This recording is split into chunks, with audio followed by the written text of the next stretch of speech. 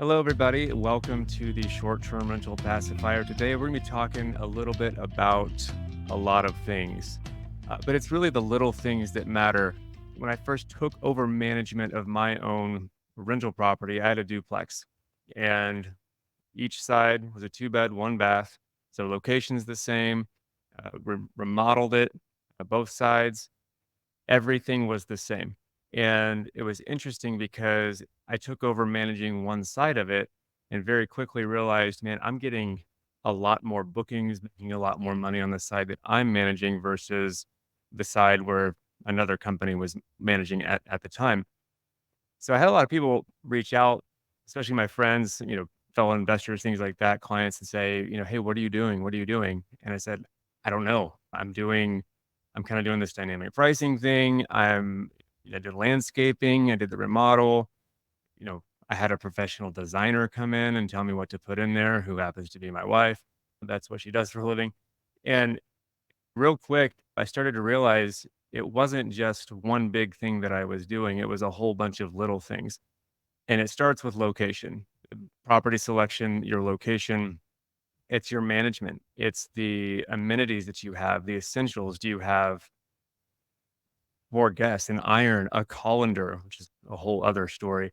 But your dynamic pricing, your listing quality, your photos, the presentation, and then there's the guest experience. Is the check-in, check-out process great? How's guest communication going? Do you have automations set up? Do you have local recommendations? There's the reviews because that everything turns into a five-star review, or a review, and the more five stars you get, the better, obviously. So you have to have the property show well, but you also have to have it live well when someone gets there. And there's also your social media marketing, your special offers, your continuous improvement on guest feedback so that you're not getting multiple negative feedback items when guests leave a review.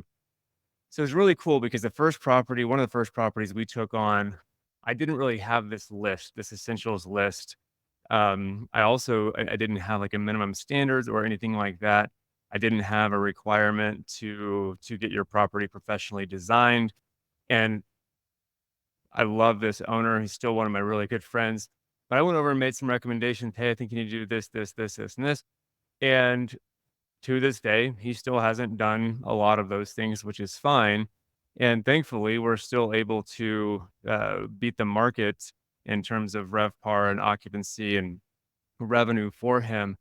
But then we had another client not that long ago come on, and he basically said, "Man, just tell me what to do and I will do it. I will get it done." And gave him this laundry list. We have an essentials list that lists out everything that you need. And we gave him that. We had a designer come in and kind of tell him what to put in certain areas. We told him, string lights and just everything. It's just so many little things. The owner's closet, the keypad, the backup lockbox. It's just all these little things. Well, fast forward, very, very similar location. The properties are both in great locations. They both do well. But now I actually I wanted to show some data on what that translates to. These are both two-bedroom houses. They're both close to downtown. They're both walkable, obviously same city, things like that. So if you can see my screen right now, you're looking at basically a dashboard for this particular market, which is downtown Georgetown. We're going to focus on two bedrooms because that's what these two properties that we're comparing are. And for the last 30 days, the estimated revenue average for a two-bedroom downtown Georgetown was a little over $2,000. The average RevPAR was $75, and the estimated occupancy was 50%. And so I can take both of these properties I'm talking about and look and say, okay, well, the guy who didn't do what we told him to do is actually still winning. We've got his property right here, $89 RevPAR for the last 30 days versus 75. That wins. Occupancy is 77 for the past 30 days versus 50. That still wins. And come over to revenue and pull up his property right now.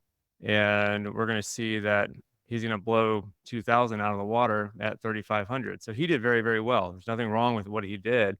But we take this other property, very similar location, who did everything that AirINN recommended from the beginning, and he's absolutely crushing it. And so on his RevPAR versus the market, he's at 158 versus 75, absolutely crushing it. His occupancy is 97% versus the market at 50%. And the market's average revenue was $2,000. We come take a look at his real quick. And his was just, it was just absurd for this time of year and for that size property. And you see that he was at 5,200. So like two and a half times what the market did. So the point in all of this is it's not one big thing. Your pricing matters, your automations matter, your photos matter, your location matters. All of these things matter. And it's really about getting the right people, the right experts to help you with all these little things. That's why we really focus at our company on just doing one thing really well. And it's really two things. It's pricing and efficiency. So those are things we focus on. But if you ask me to come design your house, you're looking at a guy who painted his office purple. So I'm not the guy for design. And I know that, and that's okay. I know where to go to get professional design.